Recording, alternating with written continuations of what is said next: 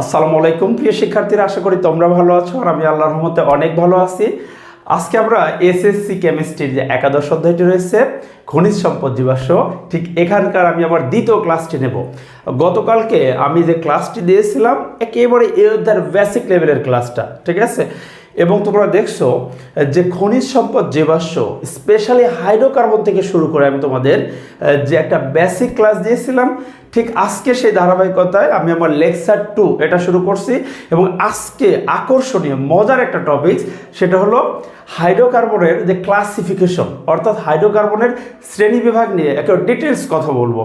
আশা করি পুরো ক্লাসটি জুড়ে তোমরা আমার সাথে থাকবে। ওকে, চলো শুরু করি। দেখো, হাইড্রোকার্বন হাইড্রোকার্বন কি কি নিয়ে যেন গঠিত, কালকে বলছি কিন্তু গতকালকে, যে শুধু কার্বন এবং হাইড্রোজেন নিয়ে গঠিত যে যৌগ তাদেরকে আমরা বলবো হাইড্রোকার্বন। অর্থাৎ দেখো, হাইড্রোকার্বন নামের মধ্যে লুকায় আছে কি, হাইড্রোজেন প্লাস কার্বন। ওকে, এখন আমরা যদি ক্লাসিফিকেশন দেখি যে হাইড্রোকার্বন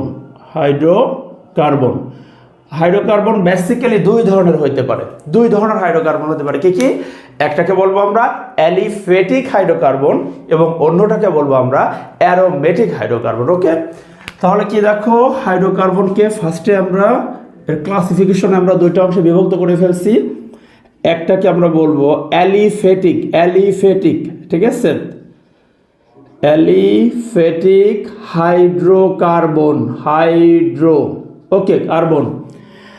আর আমরা দ্বিতীয়টাকে কি বলবো, অ্যারোমেটিক হাইড্রোকার্বন।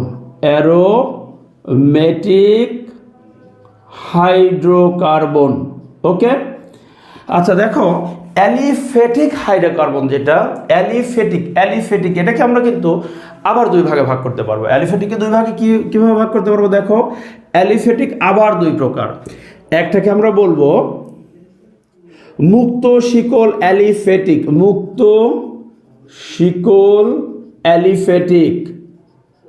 আর অন্যটাকে আমরা বলবো বদ্ধ শিকল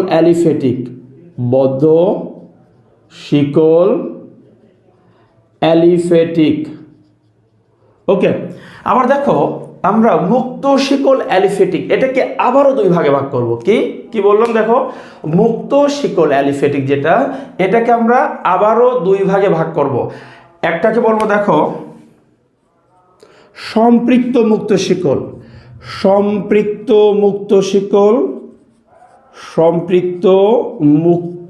শিকল। তাহলে অবশ্যই অন্যটাকে কি বলবো? অসম্পৃক্ত মুক্ত শিকল।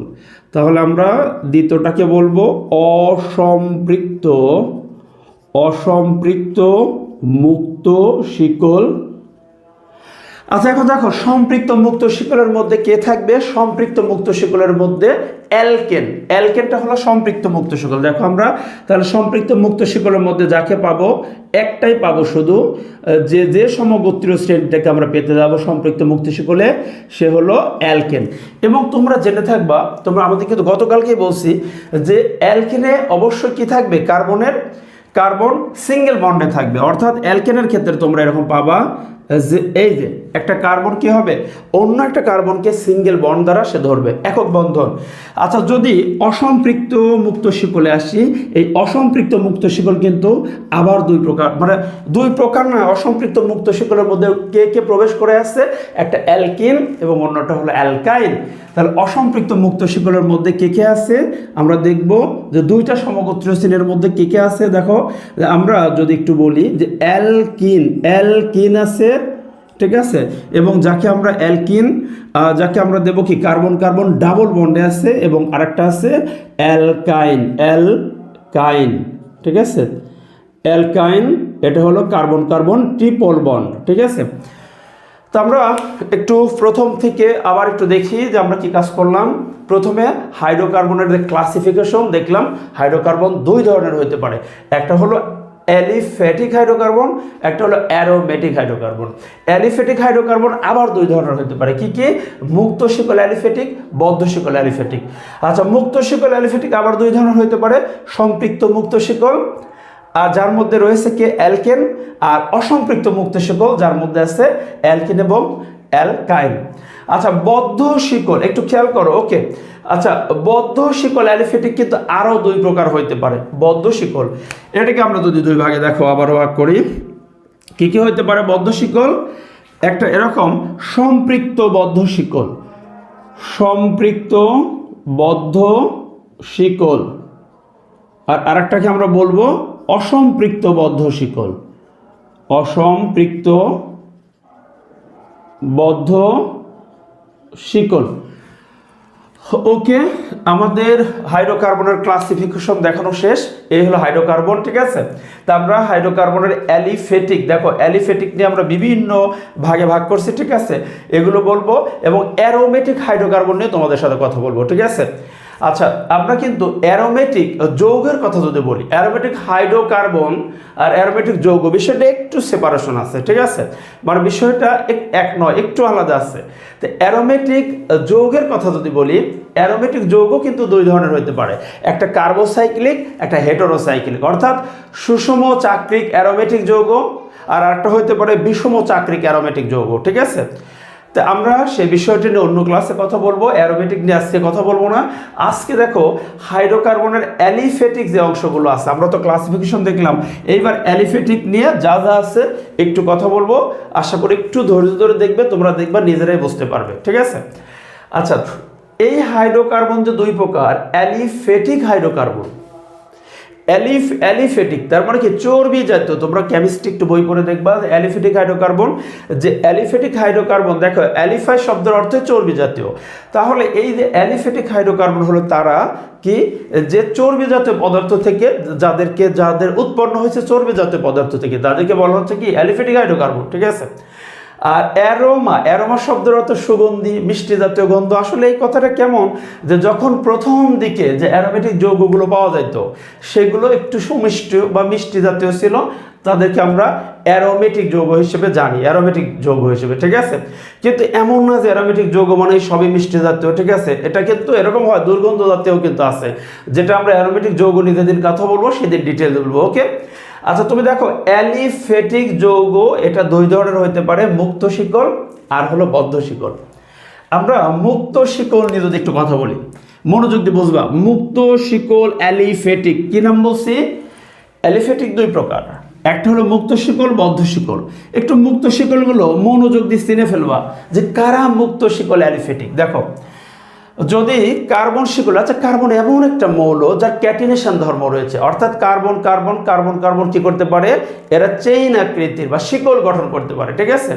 এখন তুমি দেখো মুক্ত শিকল কাদেরকে বলবো, যদি দেখি প্রান্তীয় কার্বন দুইটা, অর্থাৎ ফার্স্ট কার্বন লাস্ট কার্বন, এদের মধ্যে যদি দেখি কোনো বন্ড না থাকে, ঠিক আছে, ফার্স্ট কার্বনের সাথে লাস্ট কার্বনের কোনো বন্ধন নেই, তাহলে আমরা সেই ক্ষেত্রে এটাকে বলবো মুক্ত শিকল। যেমন দেখো একটা এক্সাম্পল দেই, ধরো এরকম কার্বন কার্বন কার্বন কার্বন, চারটা কার্বন মিলে, আচ্ছা 4 কার্বন বিশিষ্ট যৌগ কি হবে, বিউট। এখন দেখো তো আমি যদি এটা দেই যে 4টা কার্বন দিলাম, ভালো, এখন দেখো সিঙ্গেল বন্ড আছে মাঝখানে, অর্থাৎ কার্বন কার্বনের সঙ্গে একক বন্ধনে যুক্ত। এখন যদি আমি এইখানে দেখো বাদ বাকি হাতগুলো দেখো, হাত ফাঁকা যতগুলো হাইড্রোজেন বসে ততগুলো। প্রথম কার্বন দ্বিতীয় কার্বনকে কয়টা হাত দ্বারা ধরছে, একটা হাত। কার্বনের হাত কয়টা, 4টা, মানে কার্বনের যোজনী হলো 4, আমরা 4 যোজনীকে 4টা হাতের সাথে কম্পেয়ার করি, তাহলে একটা কার্বন অপর কার্বনকে একটা হাত দ্বারা ধরছে, হাত ফাঁকা কয়টা, হাত ফাঁকা 3টা, তাহলে হাত ফাঁকা যতগুলো হাইড্রোজেন বসে ততগুলো। তাহলে আমরা এখানে দিতে পারি CH3 বন্ড CH2, দেখো এইখানে CH2 আর লাস্ট কার্বনে CH3।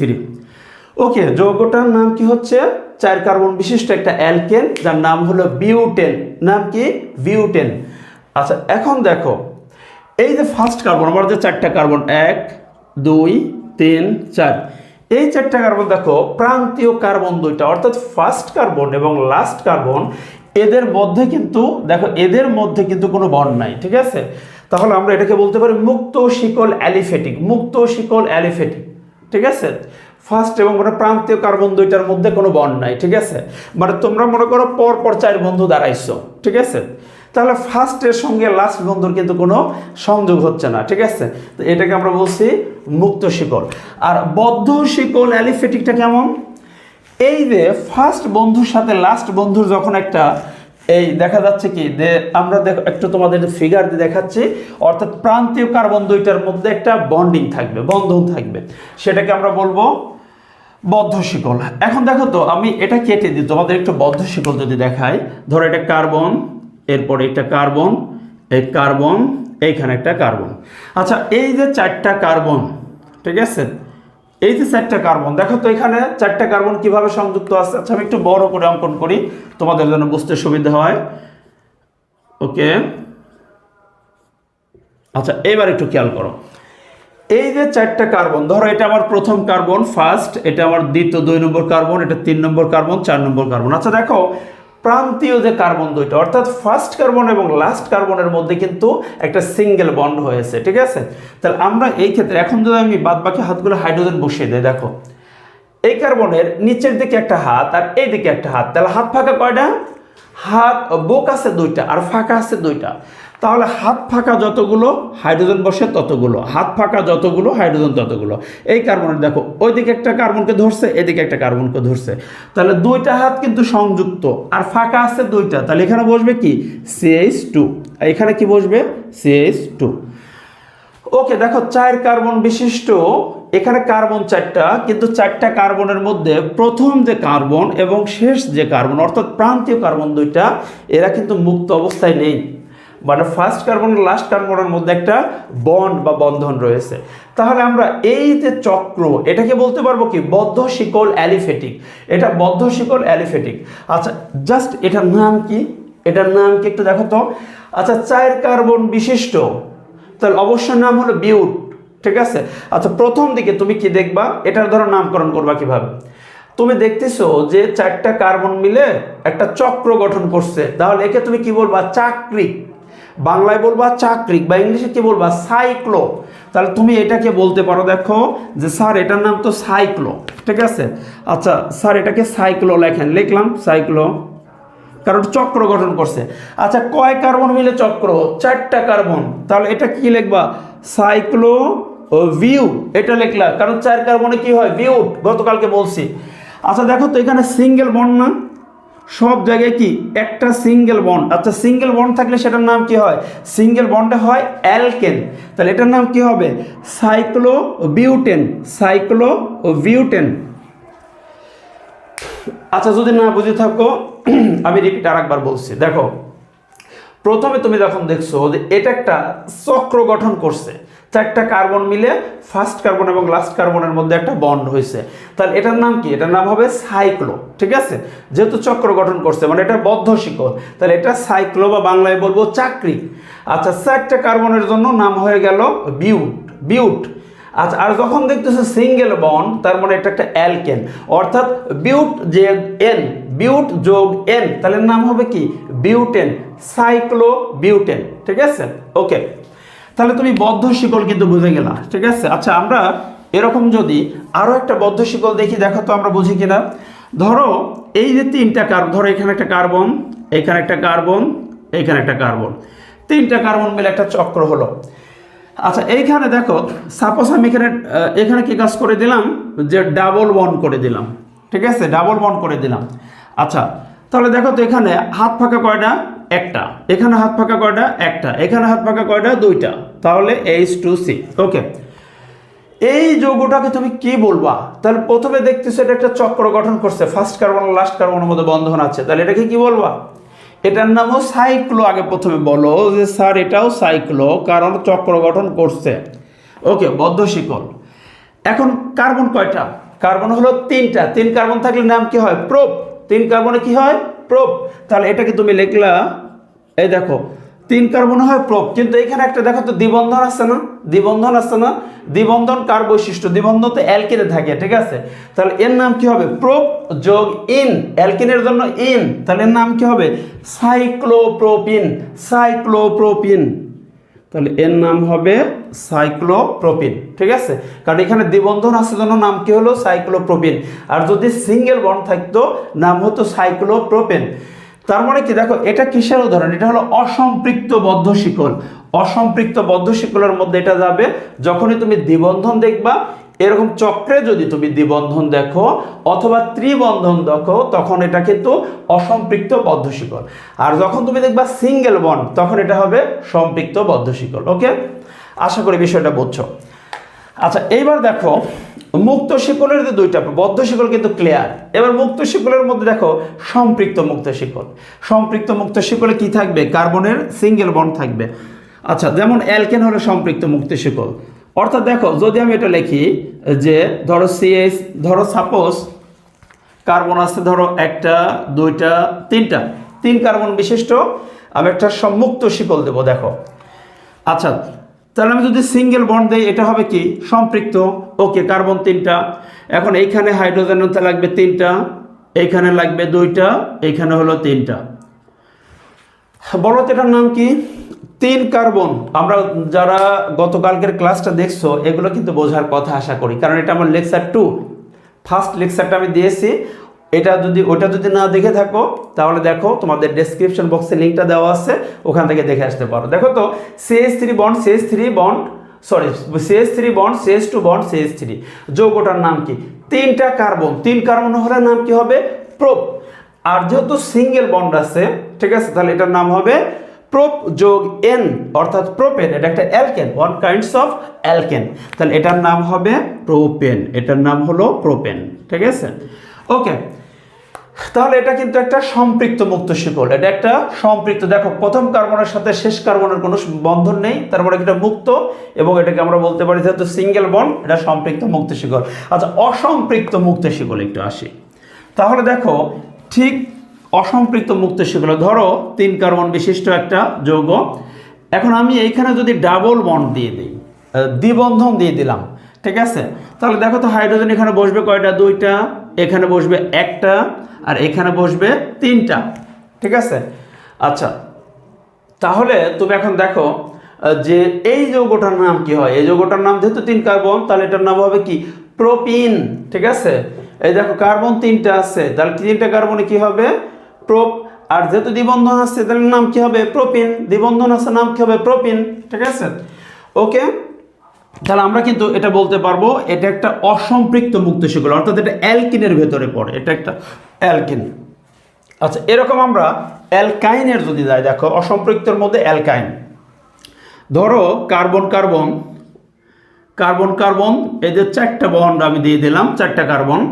আচ্ছা, এইখানে যদি আমি ট্রিপল বন্ড দিই, দেখো তাহলে দেখো তো এই কার্বনের 3টা হাত দ্বারা একটা কার্বনকে ধরছে, তাহলে এই কার্বনের হাত ফাঁকা কয়টা? হাত ফাঁকা 1টা। তাহলে হাত ফাঁকা যতগুলো হাইড্রোজেন বসে ততগুলো, তাহলে এখানে হাত ফাঁকা 1টা, হাইড্রোজেন বসবে 1টা। এই কার্বনের পেছন দিকে দেখো 3টা হাত, সামনে 1টা হাত, তাহলে হাত আর ফাঁকাই নেই, হাইড্রোজেন আর বসবেই না। আচ্ছা, তারপরের কার্বনে দেখো পেছনে 1টা হাত, সামনে 1টা হাত, তাহলে 2টা হাত কিন্তু সংযুক্ত, হাত ফাঁকা আছে কয়টা? 2টা, তাহলে হাইড্রোজেন বসবে 2টা, তাহলে এখানে CH2। আর লাস্ট কার্বনে দেখো 1টা হাত সংযুক্ত কিন্তু 3টা হাত ফাঁকা, তাহলে হাইড্রোজেন বসবে 3টা। আচ্ছা, বলো তো এই যৌগটার নাম কি? এই যৌগটা যেহেতু 4 কার্বন বিশিষ্ট, তাহলে যৌগটার নাম হবে বিউট। আর যেহেতু এইখানে ট্রিপল বন্ড আছে, মানে এটা একটা অ্যালকাইন, তাহলে এটা হবে বিউট যোগ আইন সমান বিউটাইন। তাহলে যৌগটার নাম কি হবে? বিউটাইন। বা বলতে পারো তুমি, দেখো 1 নম্বর কার্বনের পর যেহেতু ত্রিবন্ধন আছে, তাহলে এটাকে তুমি বলতে পারো বিউটাইন 1, ঠিক আছে, বা 1 বিউটাইন। ঠিক আছে, অর্থাৎ এই ত্রিবন্ধন অনুযায়ী কিন্তু ইউপ্যাক পদ্ধতিতে ওইটার ত্রিবন্ধনের অবস্থান অনুযায়ী নামটা হয়, সেটা তোমাদের অন্যদিনে যেদিন নামকরণ শেখাবো সেদিন বলবো। আচ্ছা, দেখো তাহলে এই যে হাইড্রোকার্বনের ক্লাসিফিকেশন যা যা ছিল সবগুলোই কিন্তু তোমাদের সাথে একেবারে কমপ্লিটলি আলোচনা করলাম। এর পরেও যদি কোনো প্রশ্ন থাকে, স্যার হাইড্রোকার্বনের এই অংশটা বুঝি না, তাহলে সেটা নিয়ে আমি আবারও ক্লাস নেব। তা আজকে এখানেই সমাপ্ত করছি, তোমাদের শুভকামনায়। আসসালামু আলাইকুম ওয়া রাহমাতুল্লাহি ওয়া বারাকাতুহু।